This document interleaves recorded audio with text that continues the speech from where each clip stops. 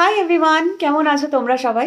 সেউতি স্টোরিজের একটা নতুন ব্লগে তোমাদের সকলকে জানাই সুস্বাগতম আর অনেক অনেক ভালোবাসা। আজকে হলো বুধবার আর এখন বাজে ভোর ৫টা ১০। আমরা এখন যাচ্ছি হচ্ছে বাস স্টেশনে, বাস স্টপে বলতে পারো।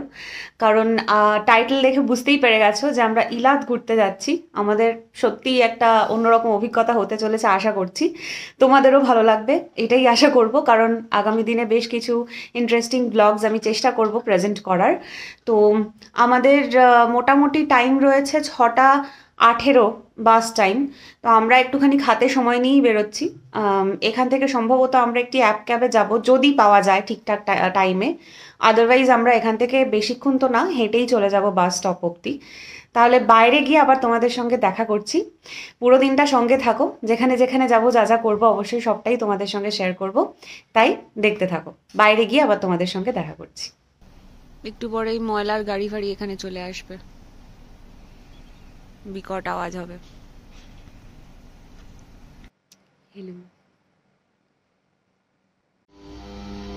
এই আওয়াজটা ময়লার গাড়িতে হচ্ছে, মানে ময়লাটা তোলা হচ্ছে আর কি।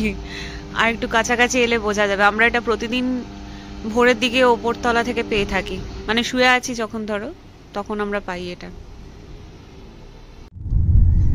আমরা উঠে পড়েছি গাড়িতে, আবার বাস স্টপে গিয়ে দেখা হচ্ছে।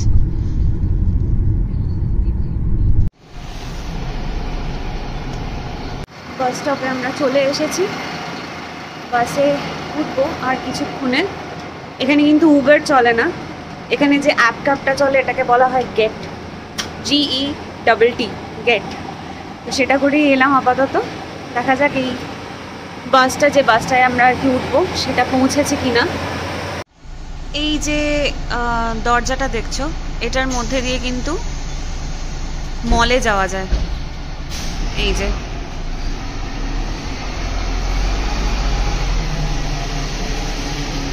আমরা এর আগে একবার এটার মধ্যে দিয়ে ঢুকেছি ভেতরে মলে। এই দরজাটা দিয়ে মানে পেছন দিক বরাবর আর কি মলটাতে যাওয়া যায়। আমাদের প্ল্যাটফর্ম নাম্বার 9, আমরা সেই দিক বরাবরই যাচ্ছি।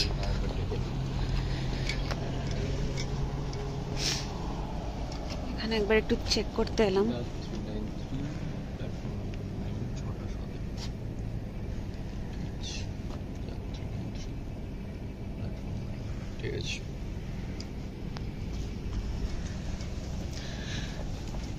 বসে থাকতে থাকতে পরিষ্কার হয়ে গেছে, কিন্তু এখনো বাসের দেখা নেই।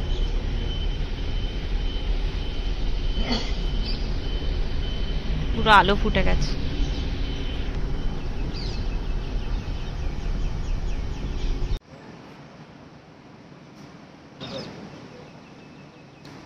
আমার সেই লেভেলের ঘুম পাচ্ছে, মানে উঠে মনে হচ্ছে কোনো ক্রমে আমি শুয়ে পড়ি। শুয়ে মানে বসে বসেই আর কি ঘুমোতে ঘুমোতে যাই, আর ঠান্ডাও লাগছে। আমাদের বাস চলে এসেছে, এখানে সব লাগেজগুলো রেখে দেবো, আমাদের যে ব্যাগটা আছে সেটা ঢুকিয়ে দেবো, তারপর উঠে যাব। এইটা হলো ইলাদ যাওয়ার বাস।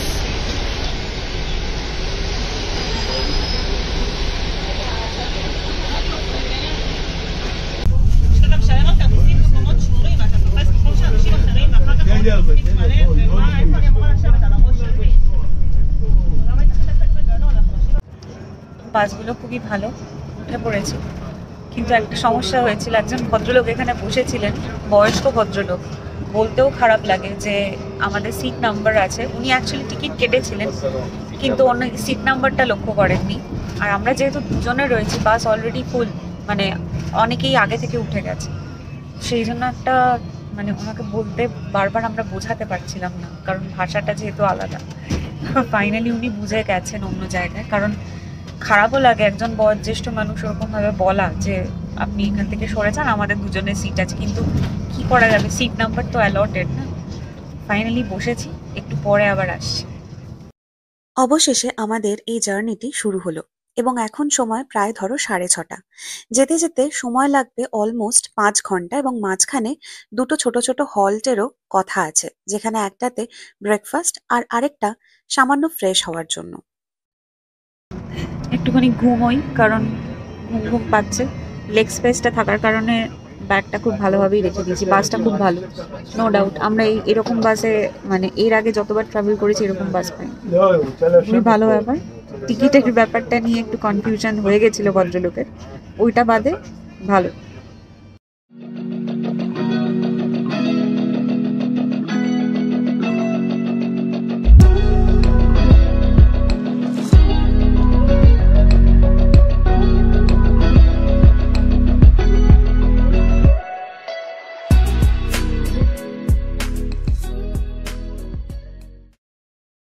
এখানে প্রথম হল্টটি দেওয়া হয়েছে, তবে আমি আর নিচে নামিনি, কারণ আমার আর নিচে নামতে ইচ্ছে করলো না। সামহাও প্রচন্ড ঘুম ছিল তখনও চোখে, সেই জন্য খানিকটা বসে বসে ঢুলছিলাম আর ভাবছিলাম আবার কখন যাওয়াটা শুরু হবে, কারণ ওই যাতায়াতেই অনেকটাই ঘুম চলে আসে আর ফ্রেশও হয়ে যাওয়া যায়। ডেড সি যাওয়ার সময়তে তোমাদের অলরেডি দেখিয়েছিলাম যে নেগেভ ডেজার্টের খুব কাছাকাছি যে রাস্তাটি রয়েছে সেটির ওপর দিয়েই আমরা ডেড সিতে যাচ্ছিলাম। আবারও এরকমই একটি রাস্তা দিয়ে যাচ্ছি যেখানে নেগেভ ডেজার্ট কিন্তু খুবই কাছে।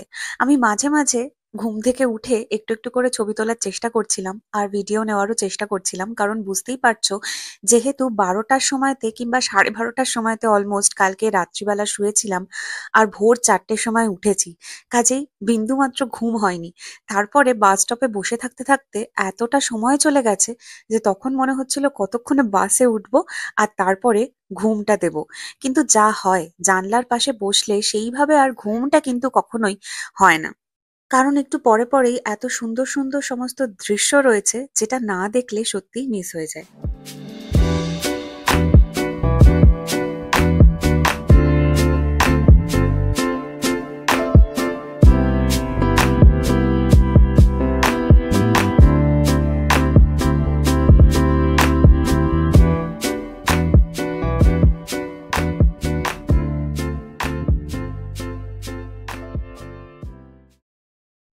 আবারও একবার হল্ট দেওয়া হলো এবং এখন সময় প্রায় ধরো 10টা বাজতে 10।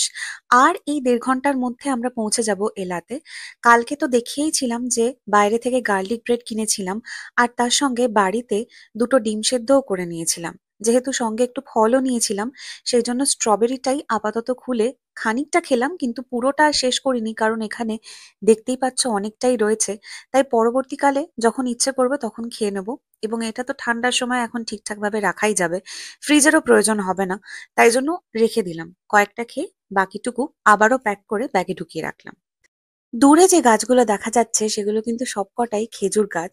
যখন ডেড সিতে যাচ্ছিলাম সেই সময়তেও এরকম দেখতে পেয়েছিলাম, আর আজকে একটু পরিমাণে বেশিই দেখতে পাচ্ছি। বাই দ্য ওয়ে, আমরা এলাতের পথে অলমোস্ট চলেই এসেছি।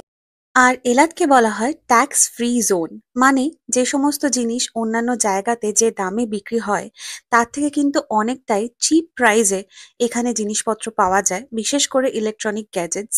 যার জন্য আমরা আগেও একজনের কাছ থেকে শুনেছি যে আইফোন এখানে নাকি খুবই সস্তায় পাওয়া যায়। তবে না, আইফোনের আমাদের কোনো প্ল্যান নেই, আমরা জায়গাটাকেই এক্সপ্লোর করতে এসেছি এবং ঘুরতে এসেছি। আর দূরে দেখো কি সুন্দর পাহাড় দেখতে পাওয়া যাচ্ছে।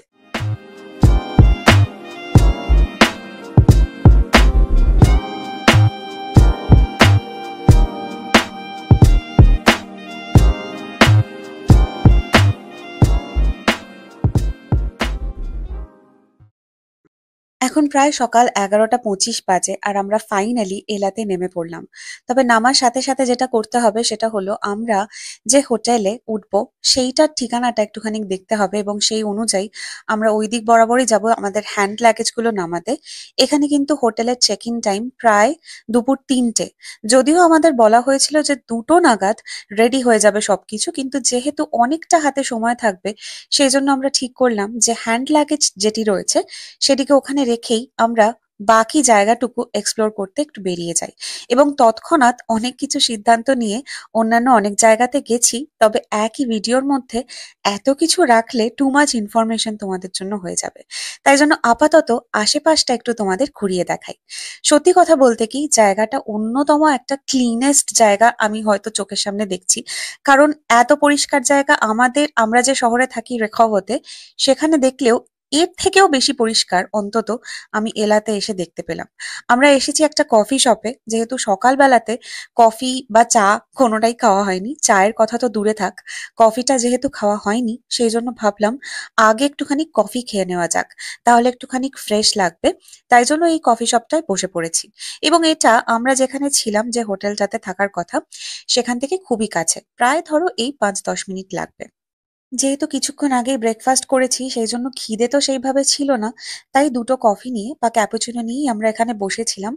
আর হোটেলে যেখানে আমরা উঠেছি তার যে রিসেপশনিস্ট যিনি ছিলেন, তিনি বললেন যে একটুখানি গিয়েই কিন্তু সি বিচ পড়বে। সেই জন্য আমরা ভাবলাম প্রথমে সি বিচটাই দেখে আসি, তারপরে না হয় বাকি যেখানে যাবার সেটা প্ল্যান করে নেব। পাহাড়, সমুদ্র, গাছ এই সবকিছু নিয়ে এই জায়গাটার রং কিন্তু খুবই সুন্দর লাগছে। তবে ওভারঅল আমার কেন জানি না মনে হচ্ছিল যে একটা নীলচে আভা কিন্তু এই শহরটার মধ্যে রয়েছে। দূরে দেখো পাহাড়টাও কেমন নীলচেই লাগছে এখান থেকে দেখতে। রাস্তা দিয়ে যেতে যেতে এদের আবিষ্কার করলাম, খুবই সুন্দর করে রং করে রাখা রয়েছে এবং ভালো মতন মেনটেনও করা রয়েছে। এই রাস্তা ধরে সোজা গিয়ে বাঁদিক বরাবর গেলেই কিন্তু সি বিচ পড়বে, এবং সি বিচ বলতে প্রথমত আমরা লোহিত সাগর দেখতে পাবো, এবং আমরা যে দিকটায় দাঁড়িয়ে রয়েছি সেই দিকটা হলো গালফ অফ ইলাত, এবং জর্ডানের দিকটি বলা হয় গালফ অফ আকাবা। আর অবশ্যই এটি লোহিত সাগর। বাংলা মিডিয়ামে পড়ার কারণে রেড সি এর পরিবর্তে লোহিত সাগর হিসেবেই জেনে এসেছি, এবং কেন জানি না মনে হয় এই নামটা অনেক বেশি সুন্দর দেন রেড সি। তাই জন্য এটার সামনে প্রথমবার দাঁড়িয়ে নিজেকে একটুখানি অন্যরকম লাগছিল।